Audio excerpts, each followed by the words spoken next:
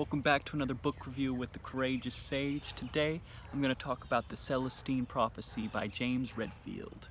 So this book is a lot along the lines of an adventure such as The Alchemist or Don Juan's teachings or,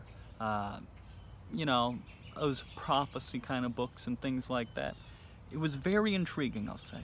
It drew me in, pulled me along the whole story, and it was a little basic. It was kind of simple throughout because it talks about the 9 key insights, and so they kind of numbered it off like I got 1, I got 2, I got 3, I got 4, kind of like making your way. It was like a very simple, like linear pattern throughout the story. It was very, it was engaging, but it wasn't too crazy of a story. It wasn't too like far out there. It was just kind of like, yeah, here you go. You're having intuition.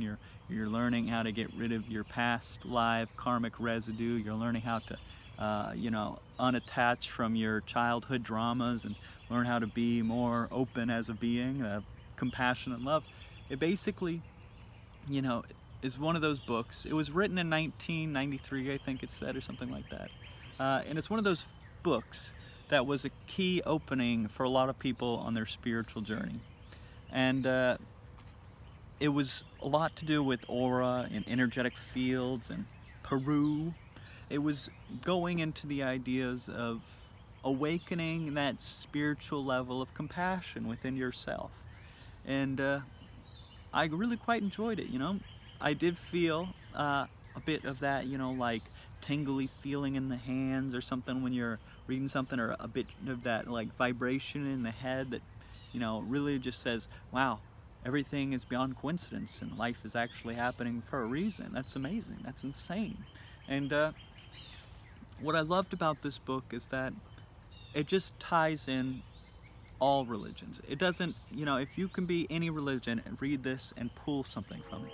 It's about the scribes, the scripts that come from Peru in 600 BC that are Aramaic and are discovered by a guy named, it was some random guy in this book. Okay, and he goes to Peru because his friend was like, oh wow, look what I just found, this really interesting manuscript that opened me up to a spiritual awakening, and you totally, if you're interested in becoming more awake yourself too, should go to Peru. And all these crazy thing goes down as soon as he gets there. He gets shot at with guns, has to follow his intuition to keep himself out of being shot until he makes it to this one guy who's like, oh yeah, I read all the 8 insights, but I'm not going to share any of them with you because I'm going to share one at a time. You're going to have to learn for yourself. You can't just get it for what it is. You got to do it one by one. And so that's what he does. He gets one after the next, after the next, after the next. And so many people come into his life that are beyond coincidence. And he just discovers the meaning of life. He discovers what it was that held people back during the Renaissance period, and within the last 1,000 years, what held us back is our inability to see that we are the ones who makes the choice, and we are the ones who grow and expand in our experience of that. So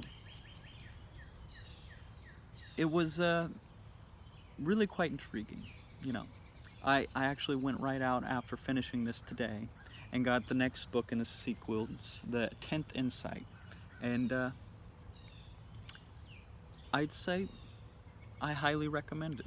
It's one of those books I recommend to people. Yeah, the Celestine Prophecy. If you like books and you like adventure and spirituality and want to learn more about books and spirituality, definitely recommend. Check it out.